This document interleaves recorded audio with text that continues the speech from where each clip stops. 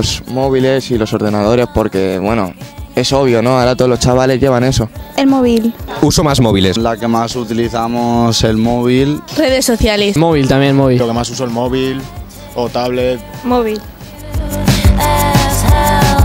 Torno a las 3 horas diarias. 3 o 4. Poquito, 4 horas al día. Cuando me hablan por WhatsApp, básicamente, no lo uso para otra cosa. 2 horas, 2 horas y media. Sí. Sí, también. Pues no, la verdad es que no. Sí. Sí. Pocas, 5. Un mes. Hace un mes. Me llaman a mí. Pues viniendo porque me he perdido y no sabía venir y para preguntarle a una amiga dónde estaba. Y ya lo he metido en el bolso, bueno, en el bolsillo.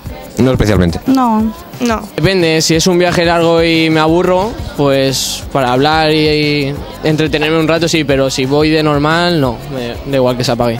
Sí. Muchas veces. Sí. Sí, sí. Sí. Y me da mucha rabia Sí. con una amiga que está muy viciada al móvil. Y se lo tuve que quitar en una cena y dije, como lo cojas, te pego.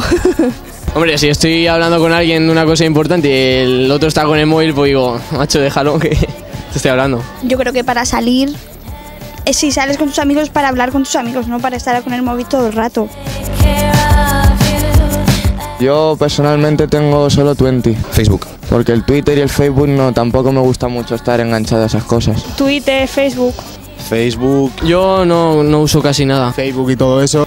Twitter. La utilizo para contactar más fácilmente con mis amigos, compartir fotos, cosas que hemos vivido. Para comunicarme cosas importantes. Eventos, salidas de noche y cosas de esas. Nos viene bastante bien para que se corra la voz. Unas páginas y tal, y para hablar con los amigos y para quedar y poco más. Haciendo más cosas, sí. Me ha costado muy tarde. Sí, lo mismo, haciendo más cosas.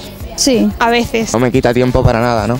No, yo mi hora de dormir, esa es. Creo que sí.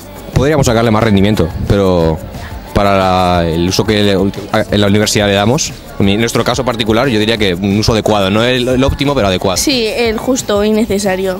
Hombre, yo creo que sí. And I am breaking the ice.